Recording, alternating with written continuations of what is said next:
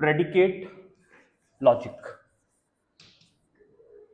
Predicate logic जिस तक हमने पहुंचना है, इसके कई सारे नाम हैं जिसको हम आज कवर करेंगे। जो अभी आपने ऑलरेडी पहले कवर कर चुके हैं हम उसको हम बोलते हैं कैटेगोरिकल लॉजिक।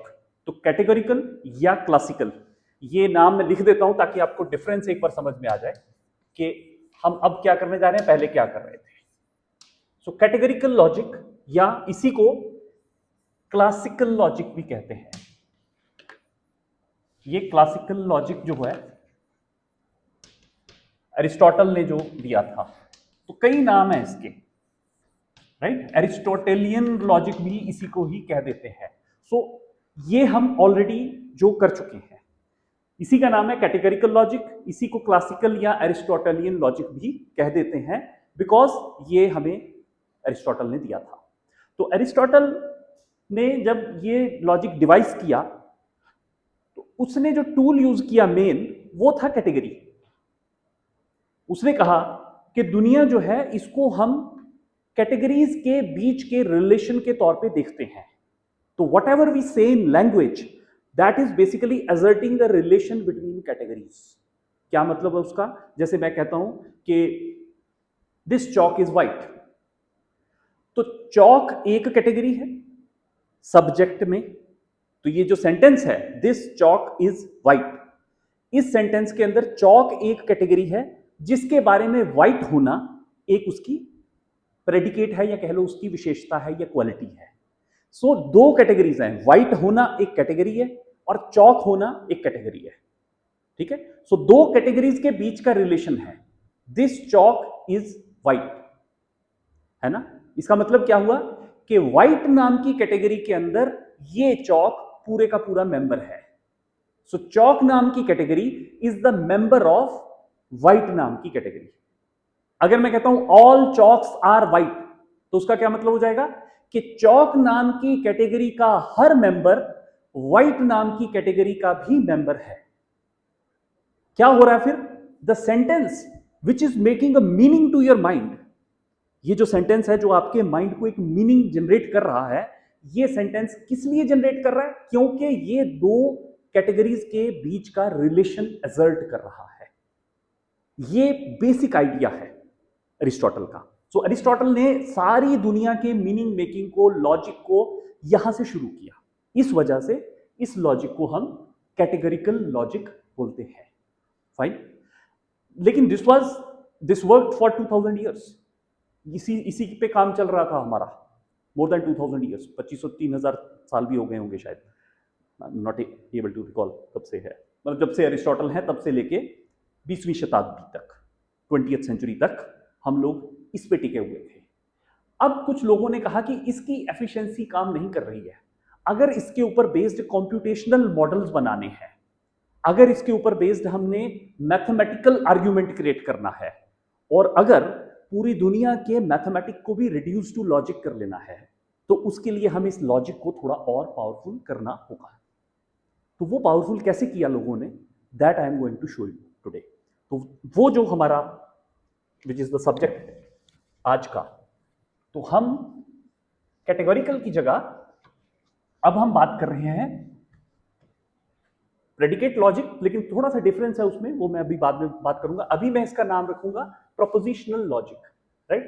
प्रोपोजिशनल लॉजिक, ये नाम समझना और रिलेट करना आसान लगेगा, क्योंकि हो क्या रहा था, पहले हम प्रपोजिशन के अंदर दो कैटेगरीज ढूंढ के बैठे हुए थे। प्रपोजिशन के अंदर सब्जेक्ट कैटेगरी थी, प्रेडिकेट कैटेगरी थी, और हम ऐसे लिखते थे ऑल एस इज पी। यही था हमारा फॉर्मेट क्लासिकल लॉजिक का। तो इसमें क्या था, दो कैटेगरीज हैं, ये सब्जेक्ट में है और ये प्रेडिकेट में है। अब ये कहां है दोनों, ये इस पूरी को हम क्या बोलते हैं, प्रपोजिशन। ये पूरी प्रोपोजिशन है। तो प्रोपोजिशन के अंदर कैटेगरीज हैं और कैटेगरीज के बीच में एक रिलेशन है। तो सारा कैटेगरिकल लॉजिक इस बात पे टिका हुआ था। अब हम क्या करने जा रहे हैं, अब हम करने जा रहे हैं इस पूरी प्रपोजिशन को एक ट्रुथ वैल्यू देने जा रहे हैं। याद करो प्रपोजिशन की definition, any statement that can be true और फॉल्स इज प्रपोजिशन हमारे लिए, है ना। लेकिन कैटेगरिकल लॉजिक के लिए क्या था, any statement which asserts a true or false relation between two categories, subject और predicate. तो लॉजिक के लिए हमने वही डेफिनेशन है, उसका एक दूसरा पक्ष अब इस्तेमाल कर लिया कि अब हम ये नहीं कह रहे हैं कि ये रिलेशन ट्रू है या फॉल्स है, अब हम कह रहे हैं पूरी स्टेटमेंट ट्रू है या फॉल्स है। हालांकि उसका मीनिंग दोनों का एक ही है। अभी आपको लगेगा कि इससे क्या फर्क पड़ा, लेकिन जब आप इस लॉजिक का सारा सीक्वेंस देखोगे आगे जब हम चलाएंगे इसको, तो आपको पता चलेगा कि इसका फर्क बड़ा पावरफुल है। It is very powerful a tool, जिसने हमारे को जो वो हमारा बैरियर बना हुआ था क्लासिकल लॉजिक का, उसके आगे हम बढ़ ही नहीं पा रहे थे, इस छोटी सी उपलब्धि ने ये काम ठीक कर दिया। तो now we are dealing with whole of this proposition, either this proposition is true or it is false, right. तो अब हम अंदर की कैटेगरीज को भूल जाएंगे, अंदर कुछ भी रहे, पूरी स्टेटमेंट ट्रू है कि फॉल्स है, अब हमें इससे मतलब है। तो उदाहरण के लिए अब मैं ऐसी बातें करूंगा जैसे मैं कहूंगा I am wearing a red shirt. Now I don't need to go into कि इसमें सब्जेक्ट आई है और am wearing a red shirt इतना बड़ा इसका प्रेडिकेट है। अब मैं उसको जाऊंगा ही नहीं उसमें। अब मेरे को मतलब है अगर मैंने लाल शर्ट पहनी है तो ये प्रोपोजिशन ट्रू है, और अगर मैंने लाल शर्ट नहीं पहनी तो ये फॉल्स है। So now I will keep a symbol not for the subject and the predicate, I will keep a symbol for whole of this statement. इसका मैं सिंबल रखूंगा, मान लो आर। थोड़ा सा और जनरलाइज इसमें कर देता हूं, आई की जगह मैं अपना नाम ही लिख देता हूं, कंवल। ठीक है, Kanwal wears a red shirt.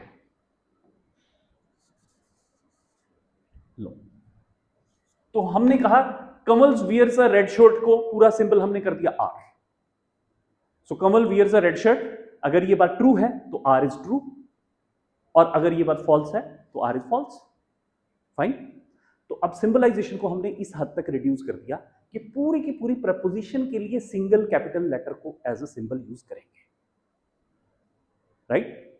अब इससे हम कैसे इसको बेटर कर पाएंगे, उसके लिए हमारे को एक कॉन्सेप्ट और ऐड करना पड़ेगा, वो है स्टेटमेंट्स को कंबाइन कैसे किया जाए। क्योंकि जब हम आर्ग्यूमेंट बनाएंगे, जो कि लॉजिक का काम है, आर्ग्यूमेंट बनाने के लिए हमारे को एक स्टेटमेंट से काम नहीं चलेगा, हमारे पास मल्टीपल स्टेटमेंट्स होंगी, है ना।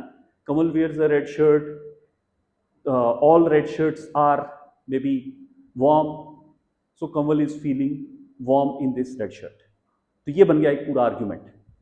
अब इसमें 3 सेंटेंस आ गए, हमें तीनों सेंटेंसेस को एक एक सिंबल दे देंगे, है ना, और फिर तीनों सेंटेंस के सिंबल आपस में जुड़े हुए हैं, तब मिला के वो एक आर्ग्यूमेंट बना रहे हैं।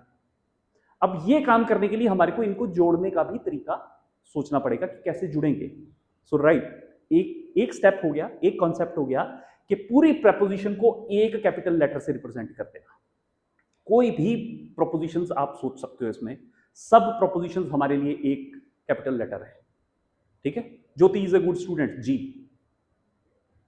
खत्म, बस जी है। So if Jyoti is a good student true, तो G is true. Jyoti is not a good student, G is false. सो अब हर हमारा सेंटेंस, जितने भी आप सोच लो दुनिया को, दुनिया हमारे को मीनिंग कैसे पता है वर्ल्ड का, यूनिवर्स का? Through language, through statements. अगर मैंने कहना हो कि ये रूम क्या है, this room is basically a combination of a list of sentences. क्या? This is a rectangular room, right. ये एक सेंटेंस है और इस रूम के बारे में है।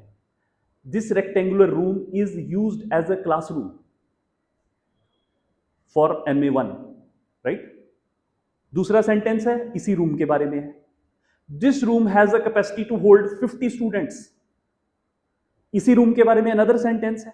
तो ऐसे जितने भी सेंटेंस मैं बोलता चला जाऊं, this room has 4 fans in it, this room has 1 chair in it, this room has a black board in front, this room has a table for the teacher, this room has a desk there, this room has 3 tube lights. अब ये सारे sentence बना के ये room construct हो जाएगा ना। तो हर सेंटेंस का अगर एक सिंबल है कि this room has one table T, this room has one chair C, this room has a dais D, this room has can hold 40 students F, कोई भी ऐसे हम, इसका मतलब ये रूम क्या है for this method of logic, ये पूरे का पूरा room is a combination of C T D F, ये मिलके बन गया ये रूम। बट इसको मिलाना कैसे है? मिलाने के भी कई तरीके हो सकते हैं, जरूरी थोड़ी ये सारे हर सेंटेंस एक दूसरे से एक ही तरीके से मिलता हो। तो उसके लिए हमारे पास एक कॉन्सेप्ट है जिसको हम बोलते हैं लॉजिकल कनेक्टर्स। सो लॉजिकल कनेक्टर्स क्या है? हम लॉजिक में कैसे कैसे चीजों को कनेक्ट कर सकते हैं? बहुत ही आसान, सिर्फ 3 कनेक्टर्स हैं हमारे पास। कौन कौन से? एक हमारा कनेक्टर हो सकता है जिसको हम कहें कि जैसे मैं कहूं, जो अभी हमने रूम की डेफिनेशन बिल्ड की थी, इसमें सारे कनेक्टर्स आपस में जुड़ेंगे तभी रूम बनेगा, ऐसा ही होगा ना? तो उसको मैं ऐसे बोलूंगा, this room has one table and this room has one chair and this room has one dais and this room can hold 40 students and this room has 4 fans and this room has 3 tube lights. तो ये सारा बीच में and जो आ रहा है, यही तो connect कर रहा है सबको। सो होल मीनिंग जो है वो जनरेट किससे हो रहा है? With the symbols of the propositions and the connectors between them. तो एक कनेक्टर हमने काम करता हुआ अभी तुरंत देखा, वो है जिसको हम एंड कनेक्टर कह सकते हैं, उसका नाम ही एंड कनेक्टर हो सकता है। और इसका सिंबल आपको मिलेगा या तो डॉट, और या फिर कई बुक्स में आपको ये भी यूज किया, मतलब ए विदाउट दिस, ए के बीच में ये डंडी ना डालें, तो ये एंड कनेक्टर का सिंबल है। फाइन। और एंड कनेक्टर को हम कंजंक्शन भी बोलते हैं।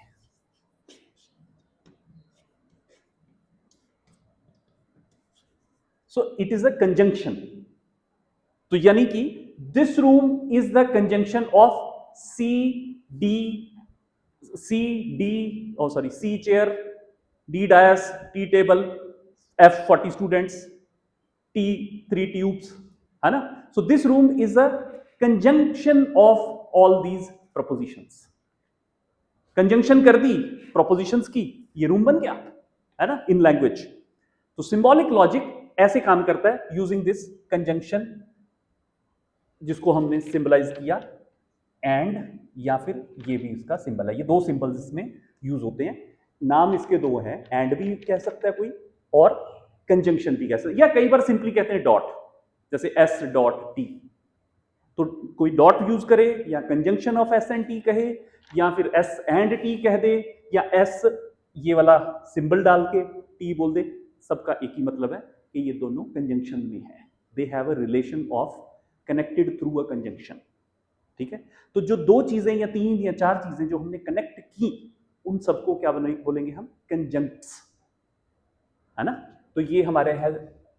तो इसको मैं ऐसे लिखूंगा, ये रूम वाली अपनी डेफिनेशन कंटिन्यू करते हैं। तो T table, this room has a table, this room has a chair, this room has a क्या था, dais, this room has hold 40 students and this room has 3 tubes. Fine. तो room क्या है? T and C and D and F and T. Simple हो गया। और इसी में ये इस वाले कनेक्टर से भी एंड की जगह ये भी डाल सकते थे, तब भी चल जाएगा। बोलने में एंड भी आ जाएगा, डॉट भी आ जाता है, राइट? और जो ये इंडिविजुअल पार्ट्स हैं, ये इंडिविजुअल प्रोपोजिशंस हैं। इन प्रोपोजिशंस को हम बोलते हैं कंजंक्ट्स। अब ये हैं conjuncts. T is a conjunct, C is a conjunct, क्योंकि ये मिलके कंजंक्शन बन रही है, इसलिए ये सारे इंडिविजुअली कंजंक्ट्स हैं, राइट? सो ये सारे कंजंक्ट्स हो गए। और जो स्टेटमेंट पूरा को मिला के उभरी, इस पूरी स्टेटमेंट को हम अब बोल देंगे कंपाउंड प्रोपोजिशन या कंपाउंड स्टेटमेंट। तो सिंपल स्टेटमेंट्स मिलके बन गई कंपाउंड स्टेटमेंट। ठीक हो गया? सिंपल स्टेटमेंट्स मिलके बन गई कंपाउंड स्टेटमेंट। और ये कंपाउंड्स जो हैं, कंपाउंड स्टेटमेंट्स ही हैं जिनको एक्चुअली हम यूज कर रहे होते हैं। आमतौर पे। तो सिंपल स्टेटमेंट्स जैसे Ram and Shyam went to the market, अब ये क्या है, ये एक स्टेटमेंट नहीं है, एक्चुअली ये दो स्टेटमेंट्स का कंजंक्ट है, ये कंजंक्शन है दो स्टेटमेंट्स की, Ram went to the market and Shyam went to the market. तो दोनों स्टेटमेंट्स का कंजंक्शन बन गया Ram and Shyam went to the market. तो लैंग्वेज को अब हम सिंबल्स में कन्वर्ट कर रहे हैं। तो Ram and Shyam went to the market हमारी भाषा में क्या बना, R.S, खत्म। If R represent Ram went to the market, S represent Shyam went to the market, तो R and S represents Ram and Shyam went to the market. ठीक, तो ऐसे अब हम सिंबलाइज करने लग गए हैं लैंग्वेज को। तो एक कंजंक्ट, एक लॉजिकल कनेक्टर हमने अभी देखा, वो है एंड कनेक्टर, ठीक है, एंड कनेक्टर या कंजंक्शन। दूसरा होता है डिसजंक्शन।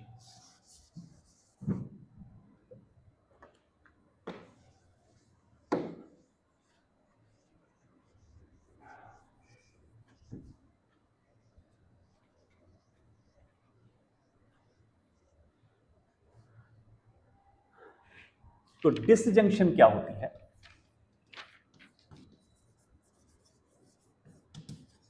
डिसजंक्शन मतलब अगर मैं सेंटेंस ये बोलूं राम और Shyam went to the market, either Ram और Shyam went to the market, Ram और Shyam went to the market, यानी कि राम और श्याम, या तो राम गया या श्याम गया, वेंट टू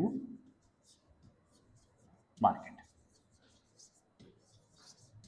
यानी सेंटेंस को हम कैसे कैसे जोड़ सकते हैं, या तो वो वाला फॉर्मूला था जोड़ने का एक, या फिर दूसरी रिक्वायरमेंट हमारी कभी ये हो सकती है कि ऐसा जरूरी नहीं है कि दोनों चीजें लाजमी तौर पे हो, दोनों में से किसी एक होने से भी ये स्टेटमेंट ट्रू हो जाएगी। ये जो प्रपोजिशन है इसको ध्यान से अगर देखोगे तो राम और Shyam went to the market will become true अगर इन दोनों में से कोई एक भी मार्केट चला गया, है ना। जरूरी नहीं है तो दोनों का जाना, लेकिन अगर ये होता Ram and Shyam went to the market, तब ये स्टेटमेंट सिर्फ और सिर्फ तभी ट्रू होती जब राम भी गया और श्याम भी गया। लेकिन जैसे ही हमने एंड की जगह और लगाया, अब ये स्टेटमेंट किसी एक के जाने से भी ट्रू हो जाएगी, दोनों के जाने से तो होगी ही होगी, लेकिन किसी एक के जाने से भी ट्रू हो जाएगी ये स्टेटमेंट। अब समझ में आ रहा है इन दोनों के फर्क, एंड और का। सो एंड का नाम जहां कंजंक्शन था, और का नाम वहां डिसजंक्शन है, और इसके सिंबल के लिए हम कॉमनली ये यूज करते हैं वी, और इसको बोलने में वेज बोल देते हैं। तो इसका मतलब अगर मैं कहूं Ram went to the market is R और Shyam went to the market is S, तो इस प्रपोजिशन को मैं सिंबॉलिकली रिप्रेजेंट करूंगा आर वेज एस। हो गया बस इतने से, R wedge S, either Ram और Shyam went to the market. Fine, थोड़ा सा इसको मैं और डिटेल में बोलने लगा हूं। अब जिस डिटेल की जरूरत हमारे पास, अभी आपको पता लगेगा क्यों कंजंक्शन में इस डिटेल की जरूरत नहीं थी, क्योंकि कंजंक्शन बहुत स्ट्रिक्ट है। अगर ये सारे ट्रू होंगे तभी ये कंपाउंड स्टेटमेंट ट्रू होगी, किसी भी एक के फॉल्स हो जाने से ये सारी स्टेटमेंट फॉल्स हो जाती है, राइट। लेकिन ये ऐसी नहीं है, ये किसी एक के ट्रू होने से भी ट्रू हो जाती है। इससे एक एम्बिग्युटी पैदा हो जाती है। वो क्या, कि जिस केस में राम और श्याम दोनों मार्केट गए और जिस केस में राम और श्याम दोनों मार्केट नहीं गए, उन केसेस का क्या करना है। Ram went to the market, true. Shyam went to the market, तो भी true. Ram and Shyam went to the market, ये भी हमारे हिसाब से ट्रू ही है। लेकिन एक केस और है, वो है आइदर वर्ड का इस्तेमाल। अंग्रेजी में जब आप लैंग्वेज को कन्वर्ट कर रहे हैं ना हम सिंबल में, तो जब आप लैंग्वेज में इस सेंटेंस को बोलेंगे तो दो तरीके से बोल सकते हैं, राम और Shyam went to the market, clear. लेकिन इसके आगे मैं आइदर भी लगा सकता हूं। अब थोड़ी सी सेंस चेंज हो गई। आइदर राम और Shyam went to the market. इसका मतलब कि या तो राम गया और या फिर श्याम गया, मतलब दोनों नहीं गए। तो ये एक एक्सक्लूसिव फॉर्म है इसकी और की। तो हमारे को लॉजिक में किसी भी चीज की एम्बिग्यूटी लेके नहीं हम चल सकते, हमारे को बहुत स्पष्ट रखना है कि इस केस में हम क्या करेंगे। तो हमने क्या किया, जो कन्वेंशन है जो हमने मान लिया आपस में जिससे हमारा काम चल रहा है, वो ये कि हम आइदर लगने से भी हम बिना आइदर वाले स्टेटमेंट को ही, क्योंकि वो मिनिमम है, मतलब अगर राम और Shyam went to the market वाला जो कंडीशन है, आइदर लग जाने से एक नया केस उभर गया, वो है बोथ, कि both Ram and Shyam went to the market. वो वाला केस हमें अब अलग से डील करना पड़ेगा कि उसका क्या करना है, क्योंकि आइदर लगने से वो केस आ गया और न लगने से वो केस खत्म हो जाता है। तो एम्बिग्यूटी है कि हमने क्या करना है, क्या नॉट बोथ वाला केस हमने इस सेंटेंस में हमारा वो मीनिंग है कि नहीं है। We have to make it clear at the beginning. तो इसलिए ये आपने याद रखना है, आपको जब लैंग्वेज में आएंगी स्टेटमेंट्स उनको आपने कन्वर्ट करना होगा, तब आपने ध्यान रखना है कि हम ये जो मिनिमम वाला पॉइंट है, दोनों में एक बात तो मिनिमम है ना कि राम और श्याम में से कोई एक जाने से ही ट्रू हो जाता है ये, तो इसलिए हम मिनिमम वाले को ही मान लेंगे कि किसी एक के जाने से मिनिमम ये ट्रू हो जाएगा, यानी कि दोनों के जाने वाले को भी ट्रू ही मान लेंगे हम, क्योंकि उसमें मिनिमम एक तो गया ही है ना जब दोनों गए हैं।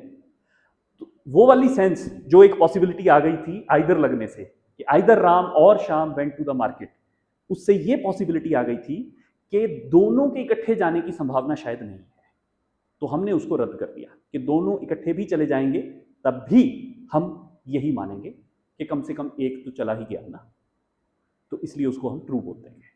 सो वो जो एम्बिग्यूटी थी उसको हमने डिसाइड कर दिया in the favour of minimum explanation. तो मिनिमम एक्सप्लेनेशन है इसकी कि किसी एक के जाने से, तो दोनों भी चले गए तो कोई एक तो चला ही गया ना, तो हमने उसको मान लिया, हमने उसको रद्द नहीं किया कि दोनों चले गए तो हमारा सेंटेंस उसके लिए नहीं है, ऐसा नहीं कह रहे। फाइन। तो इस क्लैरिफिकेशन को दिमाग में रखना है, जब आप सेंटेंसेस को कन्वर्ट करोगे सिंबल्स में तब ये काम आएगी। वहाँ कॉम्प्लेक्स सेंटेंस आएंगे कई बार जहाँ पे आपको डाउट होगा कि कहीं ये वो वाला केस हमने अलग से डील तो नहीं करना है आइदर और वाला, तो वहाँ आपने याद रख लेना है कि हमने मिनिमम वाला डील करना है, यानी कि हम इसको इंक्लूसिव वाला जो केस है उसी को हम वेज के मीनिंग से डिनोट करेंगे। सो एक्सक्लूसिव वाला जो केस है जिसमें हम दोनों के जाने वाले केस को एक्सक्लूड कर सकते थे, एक मीनिंग वो भी था, तो उसको हमने नहीं डील करना है, हमने इंक्लूसिव और को ही डील करना है। सो दिस इज इंक्लूसिव और। तो एक्सक्लूसिव और के लिए वो जो पॉसिबिलिटी है उसको हम कहीं और डील करेंगे, फिलहाल हम इंक्लूसिव सेंस में ही इसको इस्तेमाल करेंगे। तो आपके पास अगर और वाले सेंटेंसेस आते हैं तो आपने उनको आर वेज ऐसे ही समझना है, चाहे उसमें आइदर लगा हो चाहे ना लगा हो, जब तक कि वो स्पेशली कोई कह नहीं देता बट नॉट बोथ, तब तक आपने इस केस को डील नहीं करना है। ठीक है। So these are two connectives now and the third one is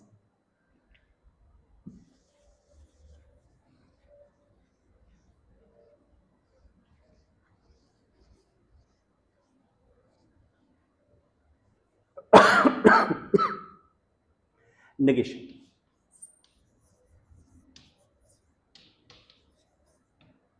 negation को थोड़ा सा डिबेट रहती है कि नेगेशन को कनेक्टिव कहना है कि नहीं, लॉजिकल कनेक्टर कहना है कि नहीं। उसकी वजह यह है कि नेगेशन के लिए दो इनपुट्स नहीं चाहिए, जैसे R, Ram went to the market, इसकी नेगेशन हो जाती है, इसकी आर की नेगेशन, सीधा सिंबल यूज कर रहा हूं, दो सिंबल्स हम इसके यूज करते हैं, एक कई जगह आपको किताबों में ये सिंबल मिलेगा और कई जगह ये भी मिलेगा, दोनों में से कोई एक मिलेगा। सो आर बार या फिर द स्टिल्डो, राइट। तो दोनों में से जो भी यूज कर दिया इसका मतलब नेगेशन है। सो फिलहाल क्योंकि बुक्स में ज्यादा आपके वाले में अभी लेटेस्ट एडिशन में यही यूज किया तो मैं इसको यूज कर देता हूं। सो आर और उसका नेगेशन आर।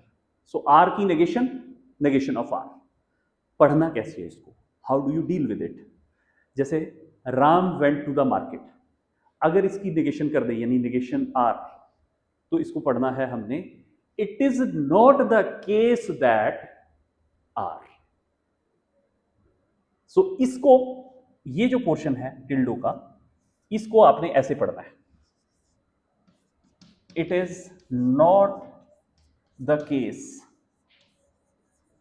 दैट, आगे जो भी है, ठीक है। तो अगर ऐसे पढ़ोगे तो कोई कंफ्यूजन नहीं होगी कभी।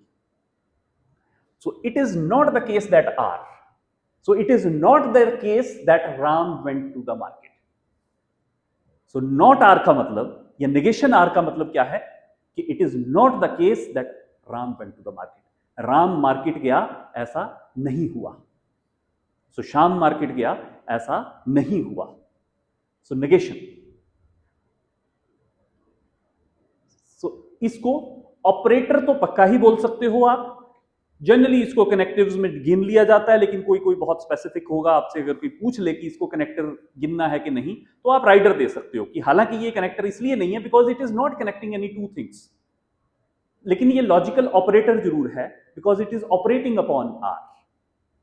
सो when this logical operator operates upon R, then this phrase gets added in front of R, ठीक है। So it is not the case. Whenever you find a tilde, तो टिल्डो के बाद जो भी लिखा हुआ है जिसके साथ वो टिल्डो लगा हुआ है, आपने कहना है कि it is not the case that, ये अंदर वाली statement, right. This is logical negation. अब एक और इंटरेस्टिंग ऑपरेटर आपको हम यूज करेंगे,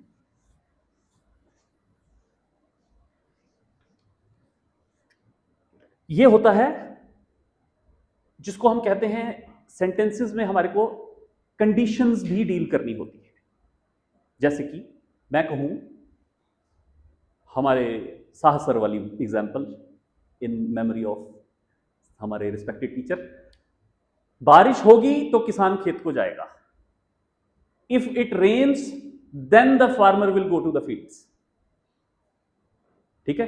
तो इफ देन, ये फॉर्मेट है, ये हमारे बहुत सारे सेंटेंसेस को कनेक्ट कर रहा है। इसमें दो सेंटेंसेस हैं, देखो, बारिश हुई है ना, अगर बारिश हुई तो किसान खेत को जाएगा, तो दो सेंटेंस है, बारिश हुई और किसान खेत को गया। सो बारिश हुई, किसान खेत को गया, ये दोनों तब ट्रू होंगे अगर बारिश होगी ट्रू तो किसान खेत को जाएगा ट्रू, राइट। तो ये भी एक फॉर्म ऑफ कनेक्टर है, इसको हम कहते हैं कंडीशनल।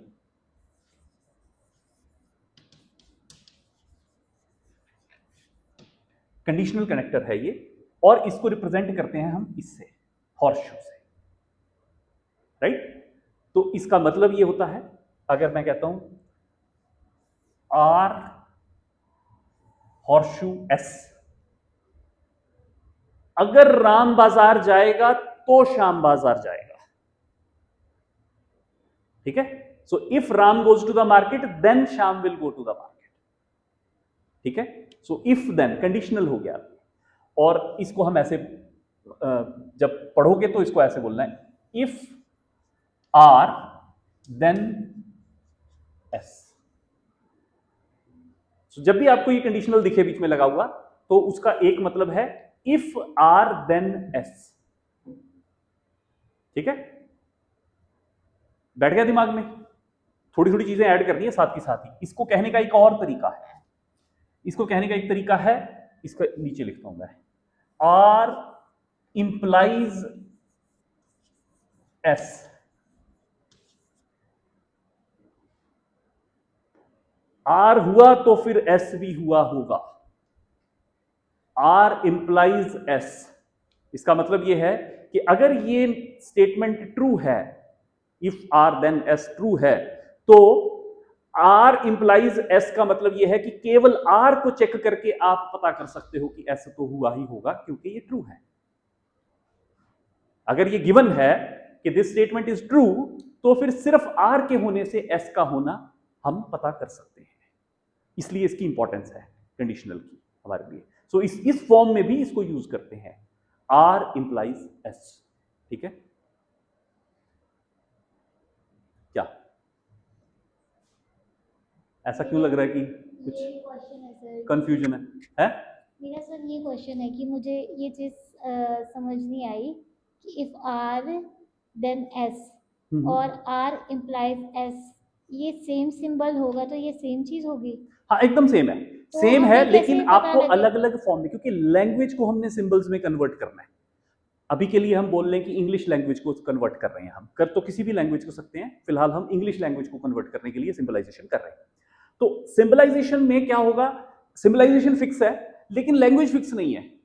कोई लोग उसी बात को अलग अलग भाषा में बोलेंगे, आपको डिकोड करना पड़ेगा थोड़ा, तो इसलिए मैं उसकी कई सारी फॉर्म्स बता रहा हूं, है ना। सो जैसे हमारा बिल्कुल शुरू वाला जो कंजंक्शन वाला सिंबल था कि R and S, Ram and Shyam went to the market, तो हम उसको, कोई कह सकता है राम वेंट टू द शार market and Shyam went to the market, कोई पूरा भी बोल सकता है। कोई दूसरा व्यक्ति हो सकता है जो आपको कहे Ram and Shyam went to the market, ये भी वही बात बन जाएगी। कोई आपको कह सकता है Ram as well as Shyam went to the market. तो कंफ्यूज नहीं होना है, ये सबका एक ही मतलब है, आर डॉट एस। इसी तरह इफ आर देन एस या आर इंप्लाइज एस, इन सबका एक ही मतलब है, है। R horseshoe S. तो लैंग्वेज में कई बार बंदे घुमाएंगे, given that R therefore S, तब भी यही मतलब है। तो लैंग्वेज को, क्योंकि आपने नॉर्मल लॉजिक, आपके पास नॉर्मल आर्ग्यूमेंट्स मिलेंगे, आपने लोगों की स्पीच को एनालाइज करना होगा, उनकी स्पीच के अंदर छुपे हुए आर्ग्यूमेंट स्ट्रक्चर को ढूंढना होगा, वहां आपको इसकी जरूरत पड़ेगी कि इसकी कितनी भी फॉर्म्स आए, आपको पता चलना चाहिए कि बेसिक आर्ग्यूमेंट ये है, अंदर आर्ग्यूमेंट का स्ट्रक्चर ये वाला है। तो कहने को इंग्लिश लैंग्वेज में जितना मर्जी तामझाम कोई बिल्ड कर ले, आपने उसके अंदर छुपा हुआ आर्ग्यूमेंट का स्ट्रक्चर पता करना है। तो ये वाला स्ट्रक्चर एक टेम्पलेट है, इसको कहने के 100 तरीके हो सकते हैं। आर इंप्लाइज एस भी एक तरीका है। कोई कह सकता है कि because it is S therefore it must have been R, तो भी वो यही कह रहा है कि आर इंप्लाइज एस, है ना।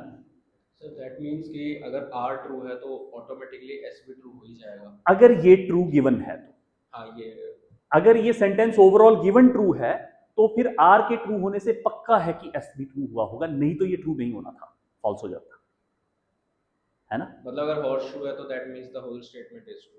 हाँ, जब भी हम इन, अब ये मैं आगे थोड़ा सा बताऊंगा, अभी पंक्चुएशंस करेंगे उसमें आपको और थोड़ा सा इसको लिखने का, अभी आप थोड़ा थोड़ा कनेक्टर्स को कॉन्सेप्ट दिमाग में बिठा लो अच्छे से, वो मैं लिखने की बात और क्लियर करूंगा अभी। तो इफ आर देन एस या आर इंप्लाइज एस, एक ही मतलब है, आर हॉर्शू एस, ठीक है। एक चीज अब और इसमें ऐड कर लो, आपको ऐसा ना लगे कि कंफ्यूजन कुछ नहीं है, ये और ज्यादा क्लैरिफिकेशन है। वो ये कि आर जो है, ये वो कंडीशन है जिसके होने से एस होगा, है ना। और अगर एस हुआ है तो पक्का आर हुआ होगा, है ना। तो ये दोनों का आपस में खास किस्म का संबंध है, वो है नेसेसरी कंडीशन और सफिशिएंट कंडीशन का। So one is the sufficient condition for happening of the other, another is the necessary condition for happening of the other, ठीक है। सो इस रूप में भी आएगा, इसको जस्ट एज अ क्यू रख लो, मैं इसकी डिटेल में अभी नहीं जा रहा हूं, इसमें इसके पीछे थोड़ी सी थियरी है जो कि करेंगे जरूर, लेकिन अभी के लिए इतना रिटेन कर लो कि इनके अंदर ऐसे भी रिलेशंस छुपे हुए हैं, किसी चीज का नेसेसरी कंडीशन होना और किसी चीज का सफिशिएंट कंडीशन होना। सो मिनिमल कंडीशन या कम से कम कंडीशन है वो उसके होने से ही दूसरा होगा, या फिर हो भी सकता है वाली बात, ठीक है, इसके होने से हो भी सकता है। सफिशिएंट तो है, नेसेसरी नहीं है। दूसरा ऐसा हो सकता है कि नेसेसरी हो तभी वो होगा। सो ये एक कंडीशनल्स का हमारा मामला क्लियर हो गया। अभी इस कंडीशनल पे थोड़ा सा और फोकस कर लेंगे हम। इन कंडीशनल्स की जो भी एक्टिविटी होती है, अब उसको मार्क करने के लिए हमारे पास एक इंटरेस्टिंग टूल है जिसको हम कहते हैं ट्रुथ टेबल। हर कंडीशन का एक ट्रुथ टेबल बन सकता है। तो अब मैं यही सारे जो कनेक्टर्स हैं, ये ट्रुथ टेबल में कैसे बिहेव करते हैं, आपको वो दिखाने जा रहा हूं। कनेक्टर्स एक बार हटा रहा हूं और ट्रुथ टेबल्स इनकी जगह। तो यहां पे मैं कंजंक्शन बना रहा हूं, डिसजंक्शन,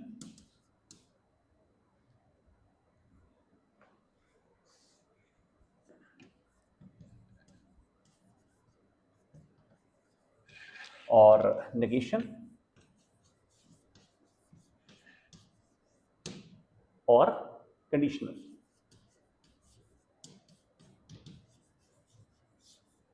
राइट? तो 4 ट्रुथ टेबल अभी आपके सामने होंगे। आर और एस, ठीक है, और इसको मैं कहूंगा आर डॉट एस, ठीक है। तो इसको हम कर देते हैं। अगर आर ट्रू हो और एस भी ट्रू हो तो आर डॉट एस वाला सेंटेंस ट्रू होगा। आर ट्रू हो लेकिन एस फॉल्स हो जाए तो आर डॉट एस क्या हो जाएगा? फॉल्स हो जाएगा, क्योंकि ये दोनों के एंड होने से ही, एंड है ना बीच में, तो दोनों के ट्रू होने से ही इसको होना है ट्रू। अगर एक भी फॉल्स हो गया तो ये फॉल्स हो जाएगा, और दोनों के फॉल्स होने से तो होगा ही false.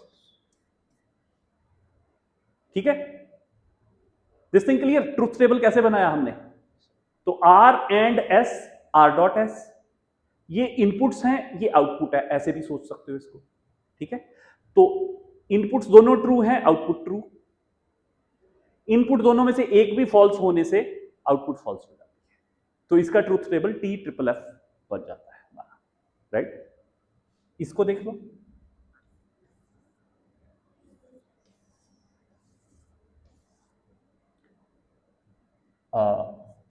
True true R wedge S. ठीक है, तो ये कंपाउंड स्टेटमेंट क्या है हमारी? R wedge S. तो दोनों के ट्रू होने से तो ये ट्रू होगा ही, इनके एक के फॉल्स हो जाने से भी ये ट्रू ही रहेगा, और दोनों के फॉल्स हो जाने से ही केवल ये फॉल्स होगा। This is clear? Truth table बिल्कुल आसान है।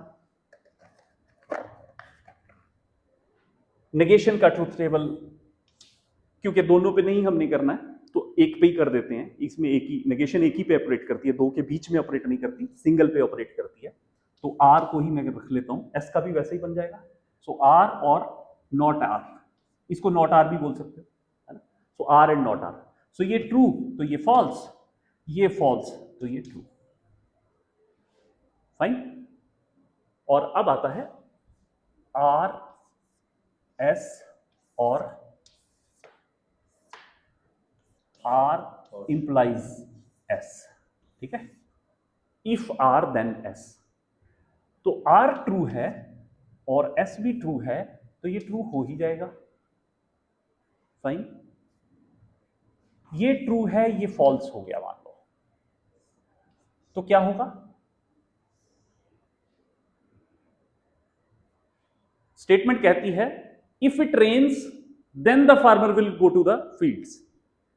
So it rained but the farmer did not go to the field, तो ये फॉल्स हो गया।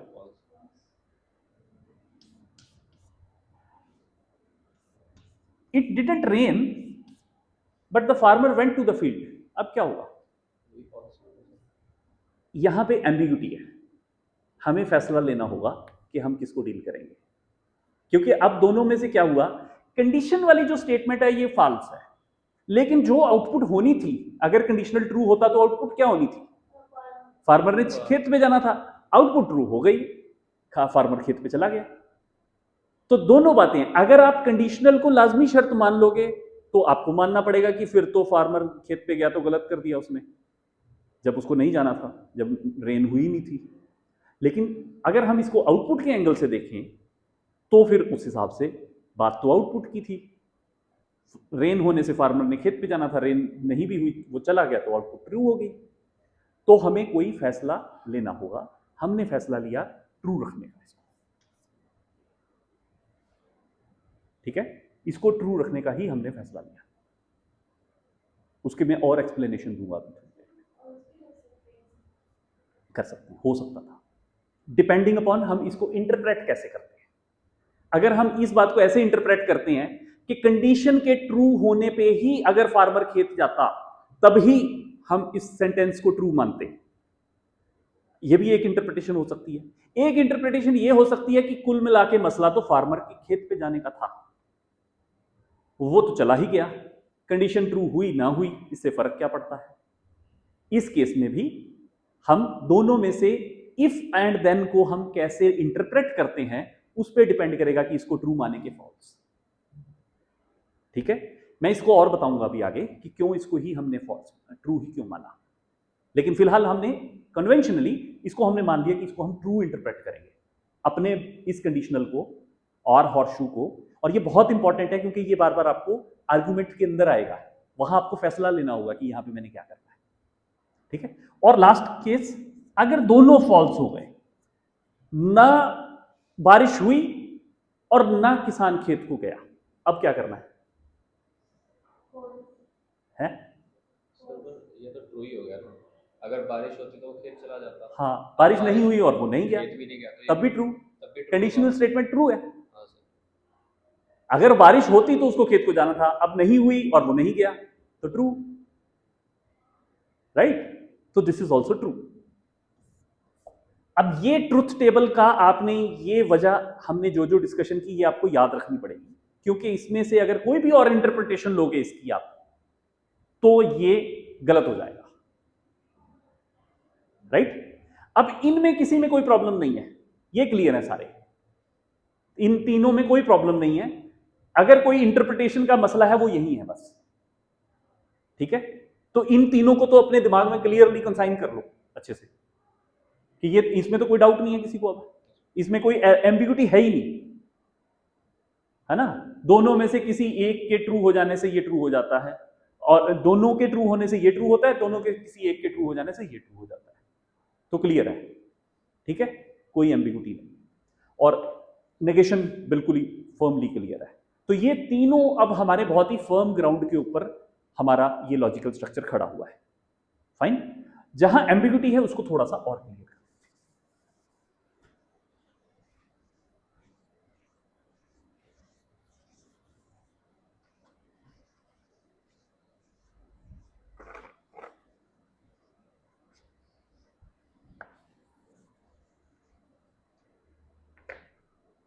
एम्बिग्यूटी ये थी हमारी कि जब कंडीशन ट्रू नहीं हुई फिर भी इसको कॉन्सिक्वेंस उसका ट्रू हो गया, तो क्या हम उसको ट्रू माने कि ना माने। इसके लिए हमने इसकी पॉसिबल इंटरप्रिटेशंस देखनी है। जैसे इफ दिस देन दिस के कितने फॉर्म्स हमारे सामने होते हैं। जैसे इफ कोई अजीब सी बात बोलनी चाह रहा हूं मैं, जैसे कोई मैं बचना भी चाह रहा हूं कोई किसी पंगे में पड़ने से, कोई ऐसी न्यूट्रल सी स्टेटमेंट, इफ किसी का है smoke and fire, fire and smoke, हाँ, लेकिन मैं कुछ और सोच रहा हूं अभी, एक सेकंड में बस। हाँ, तो मैं ये लिखता हूं कि इफ मैं किसी एक्स बंदे का नाम लिख रहा हूं, if X is a great man, oh sorry, हाँ अब बढ़िया बन गया, if X pass in logic I will jump off the window. ठीक है, अब किसी नलायक का मेरे को बहुत कंफर्म्ड है कि ये जिंदगी लगा ले ये लॉजिक पे पास नहीं हो सकता। ठीक है, तो मैं कह रहा हूं कि अगर ये पास हो गया तो मैं कूद जान दे दूंगा कूद के। अब ये इफ देन स्टेटमेंट है ना, ये भी इफ देन स्टेटमेंट है ना। If X is pass in logic then I will jump out of the window. लेकिन ये बिल्कुल अलग किस्म की इफ देन, ये fire if there is smoke then there is fire, ये वो वाली इफ देन नहीं है, ये किसी different sense of if then में आता है। तो ये अजीब सी सेंस है इफ देन की। इसके अलावा वाली सेंस देता हूं, आपने बेसिक साइंस तो सबने पढ़ी है, केमिस्ट्री 8वीं 10वीं वाली, एक लिटमस पेपर का टेस्ट होता है, याद है? Asset turns red litmus blue, ये एक स्टेटमेंट हमारे को केमिस्ट्री में पढ़ाई जाती है कि अगर हम रेड लिटमस को एसिड में डालेंगे तो वो ब्लू हो जाता है, या उल्टा हो सकता है? हाँ, उल्टा हो गया, asset turns blue litmus red, मतलब टू बी, मेरा मतलब स्ट्रक्चर से ज्यादा मेन है, हाँ सही बात यही है, asset turns blue litmus red, ठीक है? तो if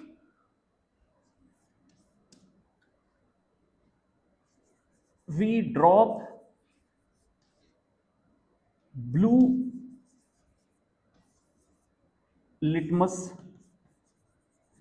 in acid, then it turns red.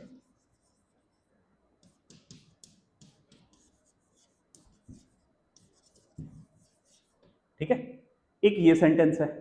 एक और सेंटेंस अगर मैं लिख दूं, यहां लिख देता हूं थोड़ा साइड में करके, तो इनको एक बार मैं कंपेयर करवाऊंगा अभी आपको। इफ मान लो if Ram is bachelor then Ram is unmarried, ठीक है? अब ये आपको 3 प्रकार के सेंटेंस दिख रहे हैं आपके सामने, तीनों इफ देन है, ध्यान से देखो। If X is passed in logic then I will jump off the window, है? एक ये कह रहा है if we drop blue litmus in acid then it will turn red, ठीक है? और एक ये है कि if Ram is a bachelor then Ram is unmarried. अब इंटरेस्टिंग बात देखो, इस सेंटेंस को ट्रू होने के लिए कोई किसी और गवाही की जरूरत नहीं है, क्योंकि बैचलर की डेफिनेशन ही है कि अनमैरिड होगा, है ना? यानी ये जो सेंटेंस है इसका ट्रुथ सिर्फ इस इफ देन के अंदर के लॉजिक पे टिका हुआ है, so it is logically true. यहां पे जो आर वाली जगह वाली चीज है, आर और एस मान लो 2 है ना, एक कंडीशन है दूसरी रिजल्ट है, तो इसमें कंडीशन जो है if Ram is bachelor then Ram is unmarried, तो ये ऑटोमेटिकली कनेक्टेड है ड्यू टू डेफिनेशन, है ना? और ये जो है ये बिल्कुल ही अजीब है, इसका कोई लेन देन ही नहीं है, ना लॉजिक से जुड़ा हुआ है ये, ना ये किसी मतलब ये ना कोई डिसीजन भी नहीं है, ये ऐसा भी नहीं है कि मेरा ये डिसीजन है जैसे ही वो पास होगा तो मैं तो एक्चुअली जाके जंप ही करूंगा विंडो का। एक्चुअली ये आर्ग्यूमेंट का एक स्टाइल है जिसमें एक्चुअल बंदा ये कह रहा है कि क्योंकि मैं तो विंडो से जंप लगाऊंगा ही नहीं, तो इसका मतलब मेरा पूरा भरोसा है कि ये पास ही नहीं होगा। सो ये कहने के लिए कि ये बंदा पास हो ही नहीं सकता, मैं एक और ऑब्वियसली जो फॉल्स है स्टेटमेंट, मैं वो उससे उसको जोड़ देता हूं। ये एक आर्ग्यूमेंट का नेचर है हमारा, it's still an if then argument, but this is a particular type rhetorical argument, इसको हम बोल सकते हैं कि इसमें हम क्या कह रहे हैं, हमने एक्चुअल में तो ये कहना है कि ये बंदा पास ही नहीं हो सकता, लेकिन हम उसको क्या कैसे कहते हैं कि ये अगर पास हो सकता है ना तो समझ लो आसमान से खुदा उतर के नीचे आ सकता है। तो हम एक ऑब्वियसली फॉल्स चीज को किसी ऐसी चीज के साथ जोड़ देते हैं जिसके फॉल्स होने के बारे में हमारा पूरा भरोसा है, ठीक है? तो ये बहुत ही एम्बिगुअस टाइप रेट्रिकल इफ देन है, ये बड़ा लॉजिकल इफ देन है ना, इट इज कनेक्टेड। और ये इंपेरिकल इफ देन है, इसको देखो ध्यान से, ये कब ट्रू और फॉल्स होगा, जब एक्चुअल में जाके आप लिटमस डालोगे और वो एक्चुअल में रेड हो जाएगा ब्लू लिटमस, तो आपका ये सेंटेंस ट्रू हो जाएगा। अगर मान लो एसिड भी है, लिटमस भी ब्लू है, लेकिन उसके डुबोने से वो रेड ना हो, तब ही ये फॉल्स होगा, क्योंकि ये इंपेरिकल मटेरियल चीज से जुड़ा हुआ है ना? तो इसका मतलब इफ की बहुत सारी फॉर्म्स हो सकती हैं इफ देन की, लेकिन उसमें से हमें अब चॉइस करनी थी कि जब हम ये वाला बना रहे हैं ट्रुथ टेबल, तो कौन सी इंटरप्रिटेशन को सही माने। फाइन। तो हमने वही फंडा इस्तेमाल किया जो फंडा हमने डिसजंक्शन के केस में इस्तेमाल किया था। वहां हमने क्या किया था, हमने कहा था मिनिमल ले लो, कि मिनिमम एक के जाने से, minimum Ram went to the market और Shyam went to the market, minimum किसी एक के जाने से ट्रू होगा, यही बात पक्की है। दोनों के जाने से भी ट्रू इसलिए हो जाएगा क्योंकि मिनिमम एक तो गया है। तो हमने मिनिमम वाली कंडीशन उसमें सेलेक्ट कर ली थी सेफ रहने के लिए। इसमें भी हम यही करते हैं। हम क्या करते हैं, बजाय कि सारी स्टेटमेंट्स को ये चेक करने के कि ये ट्रू कब होगी फॉल्स कब होगी, उसकी बजाय हम ये देखते हैं कि इसमें से सबसे मटीरियली स्ट्रॉन्ग स्टेटमेंट ये है जो इंपेरिकल ट्रुथ है, और इसके फॉल्स हो जाने से ये फॉल्स होगा केवल। तो ये मिनिमम बात है कि इसके फॉल्स हो जाने से फॉल्स होगा। और ये फॉल्स कब हो, ये फॉल्स तब होगा जब ये वाला ट्रू होगा पहला पोर्शन और दूसरा फॉल्स हो जाएगा। केवल और केवल तभी ये फॉल्स होगा। मान लो हमने जो लिटमस डाला वो रेड, वो ब्लू नहीं था। सपोज हमने जो लिटमस डाला तो वो ब्लू नहीं था, व्हाइट था, तो इसका मतलब फर्स्ट वाला आर वाला पोर्शन इसका फॉल्स हो गया फिर। ठीक है। तो उस केस में हमें कुछ नहीं पता कि उसके बाद वो रेड हो जाएगा तो उससे एसिड प्रूव हुआ कि नहीं प्रूव हुआ, कुछ नहीं पता चलेगा। केवल और केवल जो ये सेकंड हाफ है, अगर ये सही होने पे ये ना हो, तभी हम पक्के तौर पे कह सकते हैं कि ये हमारा कंडीशनल फॉल्स हो गया। बाकी सब चीजों में एम्बिग्यूटी रहेगी। कि मान लो आपका लिटमस ही ब्लू नहीं था, जो आपने टेस्ट में यूज किया वो लिटमस ब्लू नहीं था, अब वो इसलिए वो रेड भी नहीं हुआ। अब आपको कैसे पता कि वो ब्लू लिटमस डालने से रेड होता कि ना होता, क्योंकि ब्लू तो डाला ही नहीं। तो पहले वाली कंडीशन अगर फॉल्स है तो दूसरे वाली कंडीशन के ट्रू या फॉल्स होने से ये सेंटेंस पे कुछ असर नहीं पड़ता, क्योंकि ये सेंटेंस जो है इस बात पे डिपेंड करता है कि अगर पहला ट्रू होने पे दूसरा फॉल्स हो जाए तभी केवल ये फॉल्स होगा, और कोई कंडीशन नहीं है जिसमें ये फॉल्स हो पाएगा। तो एम्बिग्यूटी को दूर करने के लिए हमने एक हार्ड रॉक सिचुएशन हासिल कर ली कि ये वो बेड रॉक है जिसके ऊपर सबको टेस्ट कर लो सही आ जाएगा, क्योंकि ये मोस्ट प्रैक्टिकल सेंटेंस था जिसको हम एक्चुअली करके देख सकते थे। ठीक है। तो अगर मान लो हमने लिटमस पेपर ब्लू डाला और वो रेड भी हो गया, फिर तो क्लियर है ये ट्रू है। लिटमस पेपर ब्लू था और रेड नहीं हुआ, तब ये सेंटेंस फॉल्स हो जाएगा। लिटमस पेपर ही ब्लू नहीं था और फिर रेड भी नहीं हुआ, तो हमें कुछ नहीं पता ये सेंटेंस ट्रू है कि फॉल्स है, क्योंकि जब हमने लिटमस पेपर ही नहीं डाला हमें कैसे पता ब्लू, क्योंकि ये सेंटेंस तो इसके ऊपर इसकी सेहत पे तभी फर्क पड़ेगा जब ब्लू जो है वो डालने पे भी रेड नहीं होगा। फाइन। तो इसलिए हमने इस क्लैरिफिकेशन को अपना ग्राउंड माना। तो ये वाला कंडीशनल केवल और केवल एक कंडीशन में फॉल्स होगा जब एंटीसीडेंट, इसको एंटीसीडेंट बोलते हैं कंडीशन को, जब एंटीसीडेंट ट्रू हो लेकिन फिर भी कॉन्सिक्वेंट फॉल्स हो जाए, सिर्फ और सिर्फ तभी हॉर्सशू फॉल्स होगा, कंडीशनल फॉल्स होगा। बाकी सब केसेस में कंडीशनल ट्रू रहेगा। तो ये लिबर्टी हमने कंडीशनल को दी है कि केवल सबसे हार्ड बेडरॉक कंडीशन हमने ढूंढ ली, फॉल्स कब होगा वो एक ही केस में होगा, ट्रू बहुत केसेस में हो सकता है, वो अनसर्टेन है। तो हमने कहा बाकी सब में ट्रू मान लो, और केवल एक केस पक्का है कि ये तो फॉल्स होगा ही होगा, तो हमने सिर्फ पक्के वाला रख लिया, बाकी सबको ट्रू कर दिया। So this is the interpretation that we are working upon. Fine. तो जब भी कंडीशनल आपके सामने आए तो हमेशा आपने ये सोचना है कि ये फॉल्स किस कंडीशन में होगा। ये फॉल्स होगा जब कॉन्सिक्वेंट फॉल्स हो जाए जबकि एंटीसीडेंट ट्रू था।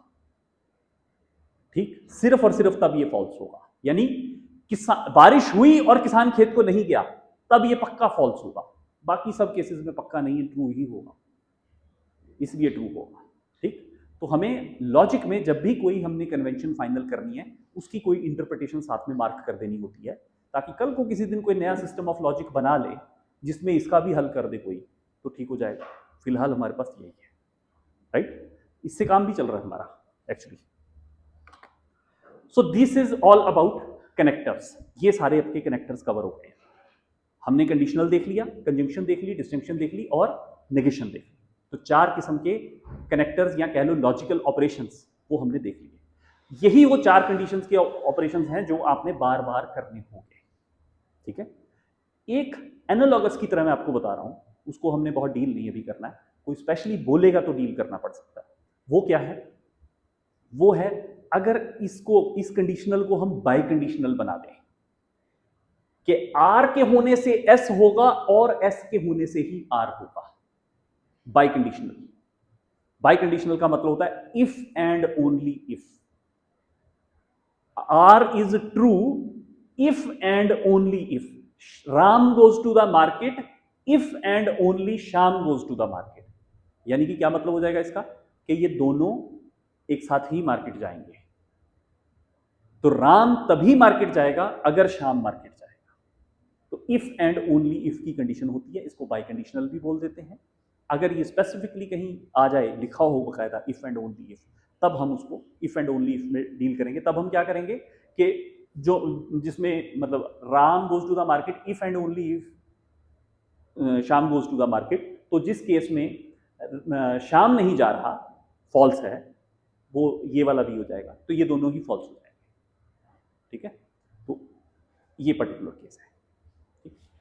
तो दिस इज ऑल अबाउट हमारे क्या है लो कनेक्टर्स। ठीक है, एक अब इसको हमारा स्टेप पेंडिंग है जिसमें हम इनको आपस में जोड़ना कैसे है उसकी कुछ रूल्स हैं। एक बार हम उसको समझेंगे, इससे हमारा टूल बॉक्स ऑलमोस्ट रेडी हो गया। उसके बाद we can launch over to building the arguments.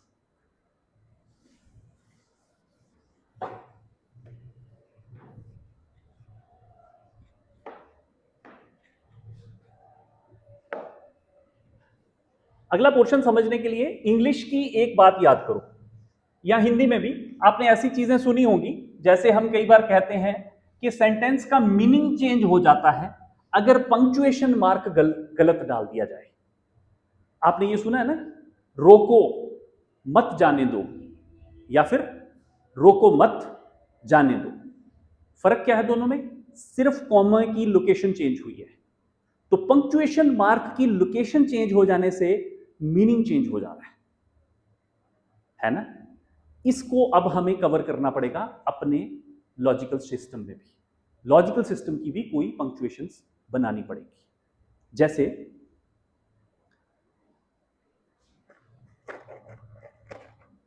मैं कहता हूं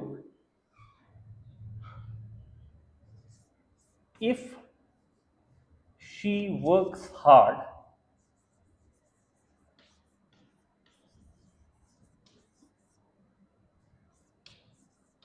then she pass the exam.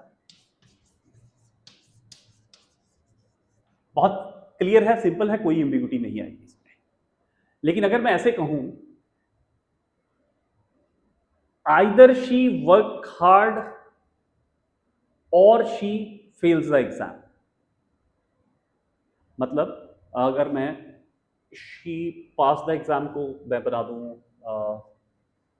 रुको रुको रुको, let me bring in one more sentence. 3 sentences को जोड़ूंगा ताकि पंक्चुएशन फ्री समझ में आएगी, वरना वो हमारा छोटा हो जाएगा। मैं एग्जाम्पल दूसरी कंस्ट्रक्ट कर रहा हूं जिसमें 3 कोई हम वो बनाते हैं।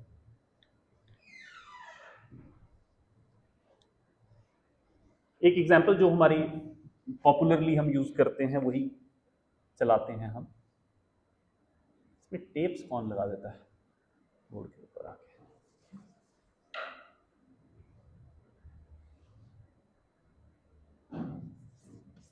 The board meets on Monday and elect John or postpone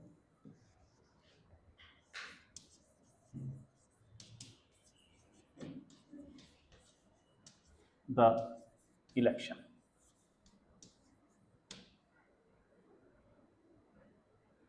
conditional है ये सेंटेंस।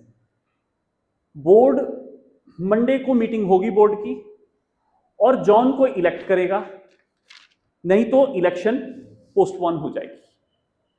अब इसके दो मतलब हो सकते हैं। एक मतलब इसका ये हो सकता है कि बोर्ड मंडे को मीट करेगा और जॉन को इलेक्ट कर देगा, ठीक है, else the election is postpone. और दूसरा हो सकता है कि बोर्ड मंडे को मीट करे और जॉन को इलेक्ट, मतलब बोर्ड को मीट करे और जॉन को इलेक्ट ना करे और इलेक्शन फिर भी पोस्टपोन हो जाए। दो चीजें हैं। एक बात ये कि इलेक्ट जॉन को करेगा तो इलेक्शन पोस्टपोन, मतलब अगर जॉन इलेक्ट ना हुआ बाई चांस तो इलेक्शन पोस्टपोन हो जाएगी, एक बात ये हो जाती है। एक ये कि बोर्ड ही नहीं मिला तो भी इलेक्शन पोस्टपोन हो सकती है। तो तीन सेंटेंसेस हैं बेसिकली। एक तो बोर्ड का बीट करना, एक जॉन को इलेक्ट करना, एक इलेक्शन का पोस्टपोन होना। तो तीन कंडीशंस हैं। तो क्या बोर्ड के मिलने पे जॉन का इलेक्ट होना तय है, या ऐसा भी हो सकता है कि बोर्ड मिले और जॉन को इलेक्ट ना करे और इलेक्शन पोस्टपोन कर दे, या फिर बोर्ड मिले जॉन को इलेक्ट करे और इलेक्शन, मतलब जॉन को इलेक्ट ना करे लेकिन इलेक्शन हो, पोस्टपोन ना हो। दो तरीके से इंटरप्रेट होता है यही सेंटेंस कि बोर्ड मिला, इलेक्शन भी हुई लेकिन जॉन इलेक्ट नहीं हुआ। एक ये कंडीशन है। एक कंडीशन ये हो सकती है कि बोर्ड के इलेक्शन के होने की शर्त ये है कि जॉन को इलेक्ट करना पड़ेगा, या तो जॉन को इलेक्ट करो नहीं तो इलेक्शन पोस्टपोन करो। एक बात ये हो सकती है।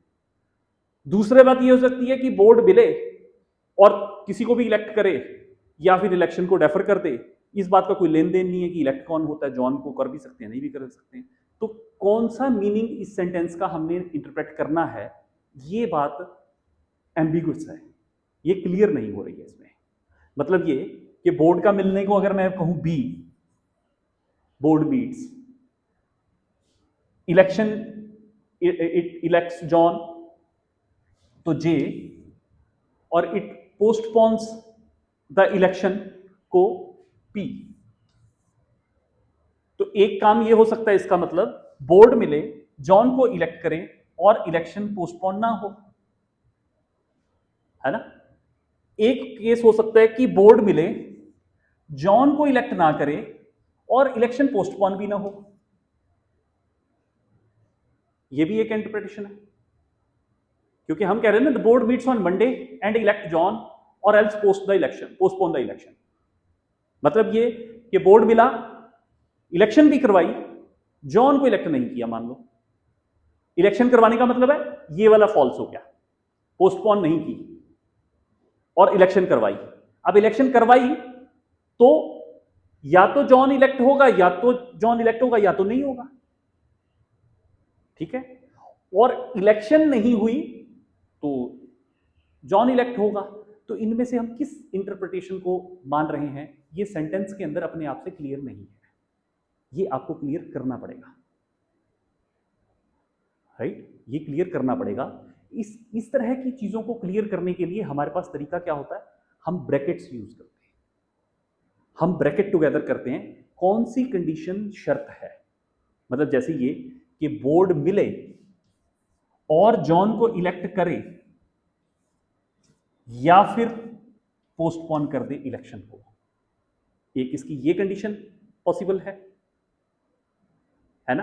तो अब क्या हुआ, अब हम बहुत स्पष्ट बात बोल रहे हैं कि बोर्ड का मिलना और इलेक्शन जॉन को होना, इलेक्ट होना, ये कंडीशनल इकट्ठी है। अगर बोर्ड मिलेगा तो या तो जॉन को इलेक्ट करेगा तो ये ट्रू हो जाएगा, राइट, और या फिर इलेक्शन पोस्टपोन हो जाएगी। अगर बाई चांस इनमें से एक चीज नहीं होती, या तो बोर्ड नहीं मिलता या जॉन को इलेक्ट नहीं करता, तो इलेक्शन पोस्टपोन हो जाएगी इस केस में, राइट। दूसरा कंडीशन क्या हो सकती है, अगर दूसरी इंटरप्रिटेशन इसकी, वो मैं यहां लिख रहा हूं कि बोर्ड मिले और जॉन को इलेक्ट करे या फिर इलेक्शन पोस्टपोन कर दे। ये भी एक कंडीशन हो सकती है। बोर्ड मिला और परफेक्ट ये हो जाएगी, बोर्ड मिला और या तो जॉन को इलेक्ट किया और या फिर इलेक्शन पोस्टपोन कर दी। This is also way of saying the same thing, है ना। लेकिन जो भी करेंगे आप, ये ब्रैकेट्स एक्चुअली क्लियर करेंगे कि आप एग्जैक्टली क्या कहना चाह रहे हो, कौन सी इंटरप्रिटेशन आपने मानी हुई है। ये बताएगा कौन? ये बताएगा आपकी ये ब्रैकेट्स कहाँ प्लेस्ड है उससे। क्योंकि मैथ्स की तरह इनको हम सॉल्व करते हैं अंदर से, कि पहले हम इनको सॉल्व करेंगे और फिर इन दोनों के बीच का रिलेशन सॉल्व करेंगे। उससे ही हमारा आर्ग्यूमेंट का एक्चुअल कंटेंट जो है, ट्रू या फॉल्स, वो निकल के बाहर आएगा। ये करने के लिए हम इसमें थोड़ा सा ये वाला मैथमेटिकल ऑपरेशन करते हैं। तो अब आप इस लेवल तक आते आते आपको ये दिख गया कि हमने एक बहुत ही पावरफुल तरीका बना लिया है किसी भी ऑर्डिनरी लैंग्वेज के अंदर कही गई किसी आर्ग्यूमेंटेटिव बात को एनालाइज करने के लिए सिंबॉलिक स्ट्रक्चर में लाके मैथ्स के फॉर्मूले जैसा कुछ बन गया है, जो कि गलत नहीं हो सकते, जो कि एम्बिगुअस नहीं हो सकते फिर, है ना। मैथ्स के फॉर्मूलों पे हमने इसको रिड्यूस कर लिया है। सो इसीलिए ये वाले मैथ्स वाले नियम भी इसके ऊपर लागू हो गए कि अब हम इसको ओपन करेंगे तो अलग तरीके से करेंगे, इसको करेंगे तो अलग तरीके से करेंगे, राइट। अब वो रूल्स मैं अभी बताता हूं आपको, जैसे जैसे इनको करना होता है। यहां तक क्लियर है बिल्कुल एकदम। तो ये आपका बेसिक टूल बॉक्स है। क्या क्या है बेसिक टूल बॉक्स में? सिंबलाइज कैसे करना है, कैसे करना है, पूरी प्रपोजिशन को कंपाउंड स्टेटमेंट अगर प्रपोजिशन में है तो हमने उसको सिंपल स्टेटमेंट्स में तोड़ लेना है। First thing, each simple statement is represented by one capital letter. इससे हमारा सिंबलाइजेशन का बेसिक काम हो गया। सेकंड, आपने देखना है जो आपके सिंबॉलिक स्टेटमेंट्स बन गए हैं, सिंबल्स बन गए हैं, उनके बीच का कनेक्शन क्या है।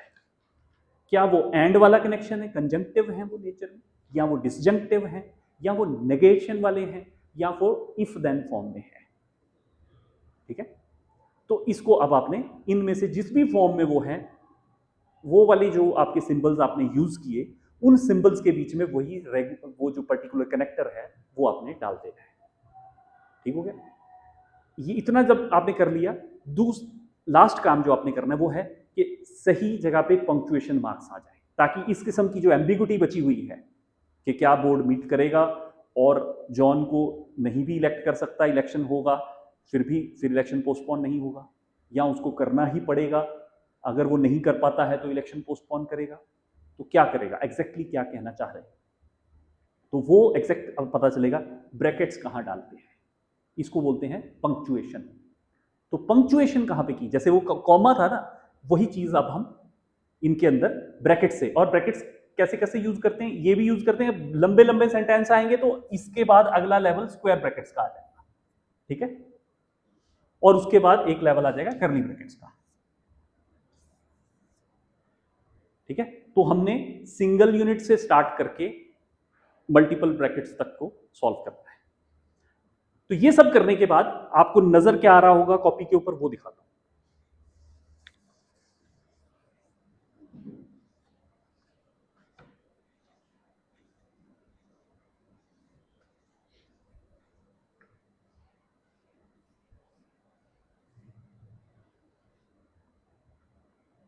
हम ये करते हैं, सिंबलाइजेशन की एक एक्सरसाइज ही कर लेते हैं, आपकी प्रैक्टिस भी हो जाएगी, राइट, है ना। एक आपके बुक वाले ही कोई एक एग्जांपल करके, I just symbolize that example. Let we find exercise.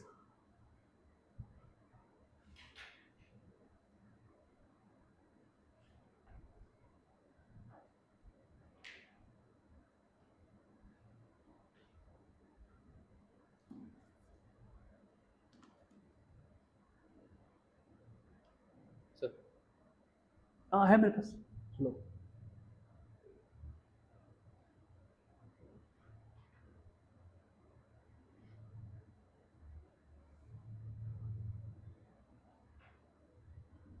Either Iran or Libya raise the price of oil. एक ये दिया आपको उन्होंने, either Iran or Libya raise the price of oil. तो आपको क्या करना है, Iran raise the price of oil I, Libya raise the price of oil L. तो ये ऐसे लिखना होगा वहां पे आपने, ऐसे Iran raise the price of oil.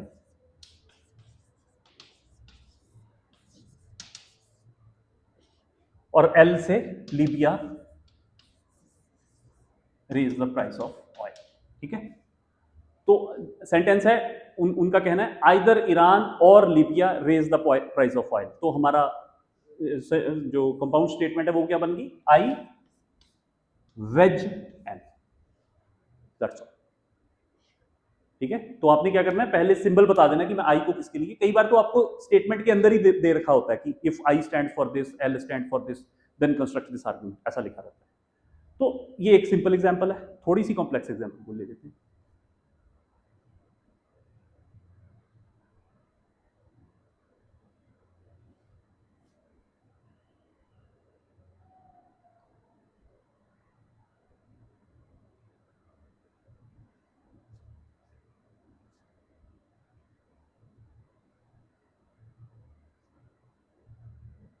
एक मैं वर्ड यूज करना भूल गया था, वो मैं अभी यूज कर रहा हूं, मेरे को दिख गया यहाँ पे। जो हमने अभी इफ देन स्टेटमेंट्स का नाम लिया और हमने कहा वो लिटमस पेपर वाले केस को फॉल्स करने पे ही हम इसको फॉल्स मानेंगे, है ना, उसको मेन बैकग्राउंड बनाया, तो उसकी वजह से इसका नाम हमने रखा हुआ मटीरियल इंप्लीकेशन। ये जो हॉर्सशू वाला साइन है ना, इसको हम कहते हैं मटीरियल इंप्लीकेशन, इसलिए कि हमने एक मटीरियल ग्राउंड ढूंढा कि उसी मटीरियल ग्राउंड के फेल होने से ही हम इसको फेल मानेंगे, वरना कुछ नहीं मानेंगे। तो इस वजह से मटीरियल इंप्लीकेशन है ये। इंप्लीकेशन, इंप्लीकेशन मतलब वही इंप्लाइज दैट वाला।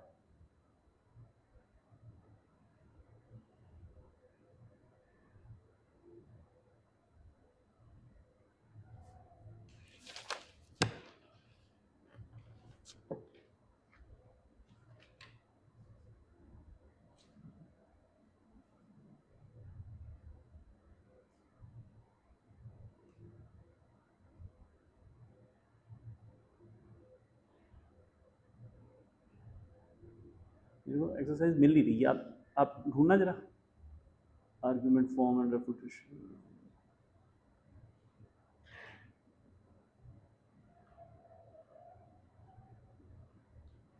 ये मैं चाह रहा था कि उसमें 2-3 स्टेंट्स हो जिनको हम जोड़ने की प्रैक्टिस कर लें। ये स्टेटमेंट एक मैं लिख रहा हूं एक्सरसाइज में से।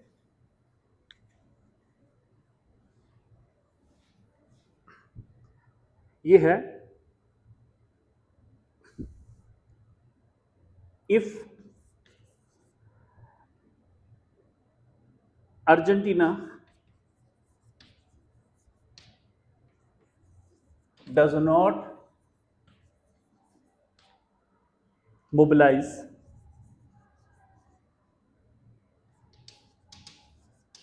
or Brazil protest to the UN,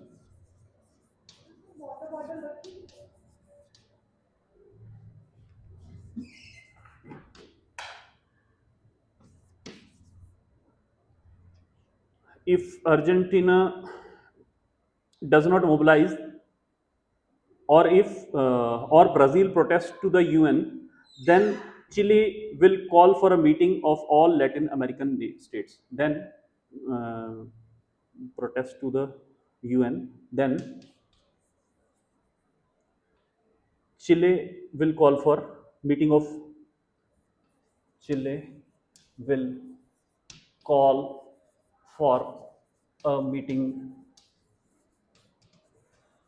of all Latin American nations.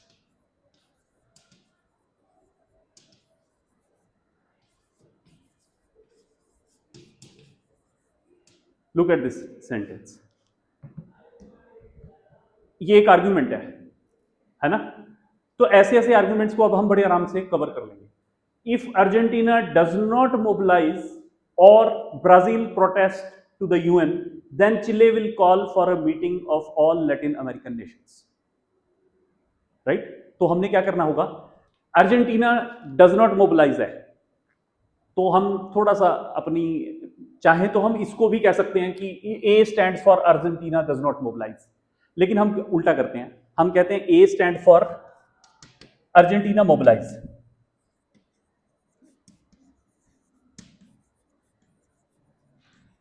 ठीक है, A stand for Argentina mobilise और बी ब्राजील प्रोटेस्ट।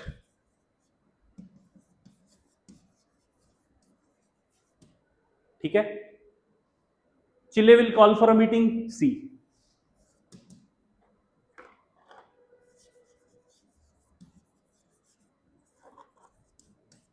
ठीक है, मैं थोड़ा शॉर्ट में लिखा।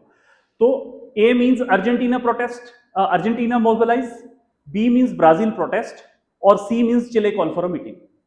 तो ये पूरा आर्ग्यूमेंट कहां रिड्यूस हो जाएगा, ये यहां चला जाएगा कि Argentina does not mobilize, not ए,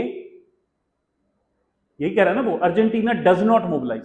तो हमने ए को लिखा है अर्जेंटीना मोबिलाइज, तो डज नॉट मोबिलाइज मतलब नॉट ए, राइट। तो अर्जेंटीना डज नॉट मोबिलाइज और ब्राजील प्रोटेस्ट, वेज बी।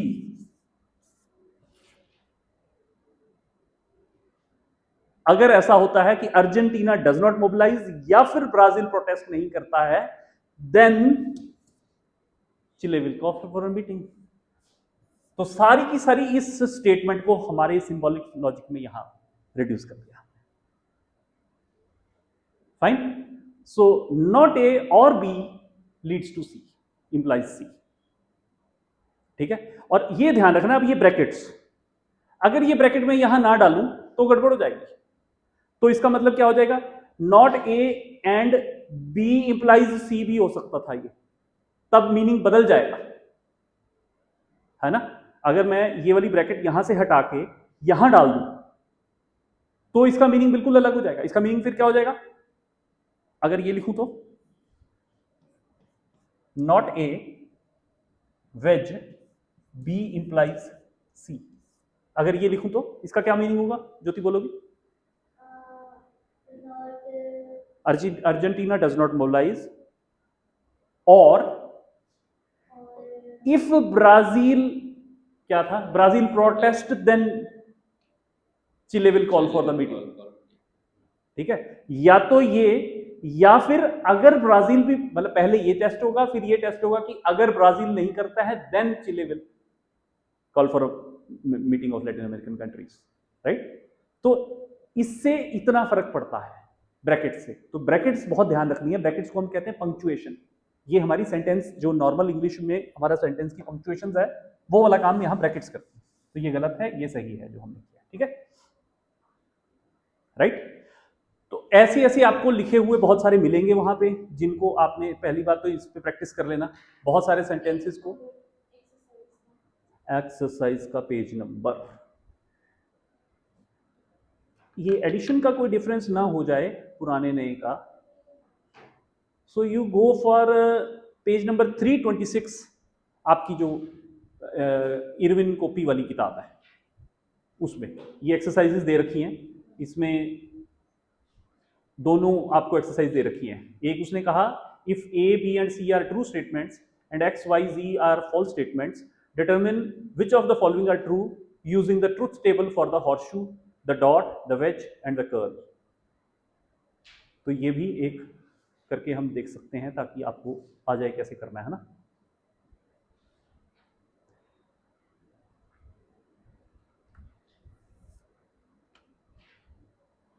मैं एक एक्सरसाइज दूसरे टाइप की ले रहा हूं।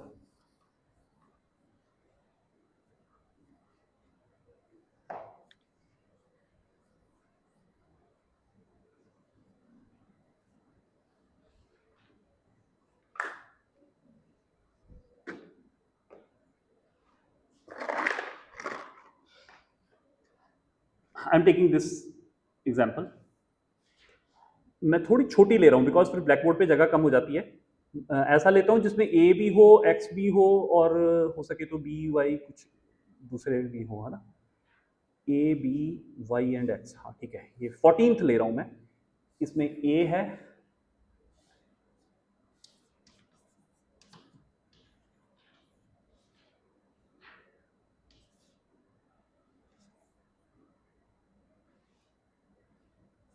implies x।